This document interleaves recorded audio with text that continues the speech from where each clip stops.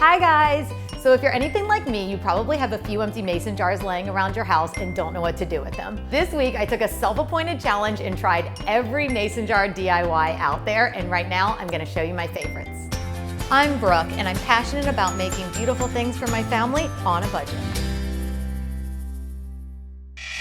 First up is this glow-in-the-dark mason jar. I like to think of this as the West Coast version of catching fireflies in a jar, and all you're gonna need are some glow sticks, a pair of scissors, and some glitter.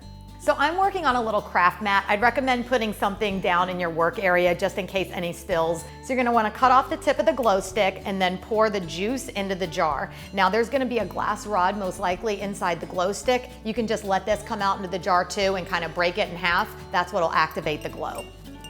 So this is what it should look like. I know it's not too impressive, but just wait.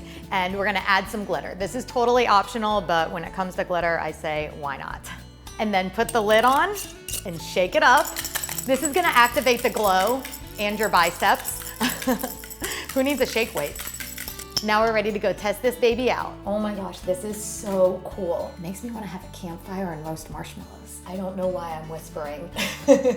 Next is my absolute favorite. How cute are these little animal containers? And they're so easy to make. All you're gonna need are some small plastic animals, primer, craft paint, a paintbrush, and a hot glue gun. So you're gonna take your primer, I should be wearing gloves, and hold it about 8 to 10 inches away from the objects and just give a nice light coat. Give it a couple minutes to dry and then go back and just give it a second light coat. Make sure you get all the edges.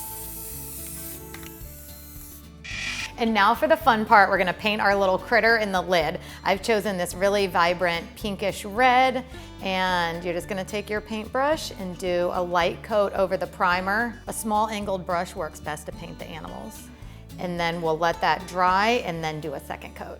And then I like to use a little wider brush to paint the lid. Our paint's dry, and now all we have to do is attach the animal to the lid. So I'm gonna use a hot glue gun and just put a little drop onto each of his feet and then stick them on the lid. And we're done. I'm gonna put these in Lincoln's bathroom and fill them with cotton balls and Q-tips. And finally, we're gonna make this really cool mason jar soap dispenser. All you're gonna need is a crocodile or any tool to cut a hole in the metal and a pump from a disposable soap dispenser.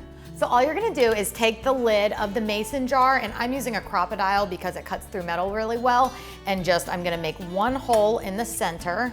After you make that first initial hole, you're just gonna go around the perimeter of the circle and make additional punches until you have a hole big enough to fit this in. So you may have to try it out a couple times, but it doesn't take long.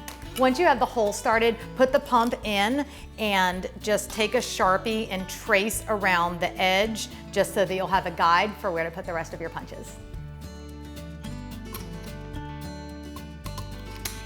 Perfect, so now we have our hole, so it should be just wide enough to get this in, but you'd have to push it a little bit so that it'll stay in place. And I actually really recommend wearing something protective on your fingers because these edges are very jagged.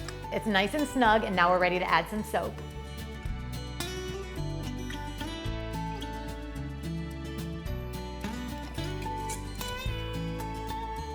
Ta-da! It's a soap dispenser. It seriously looks so cute on the kitchen counter, and it's eco-friendly. All right, I'm so happy to have finally found a use for some of my mason jars. However, I still have half a cabinet full. So tell me in the comments below if you have any ideas or suggestions. Thank you so much for watching. Don't forget to subscribe, and I will see you next Friday. Bye.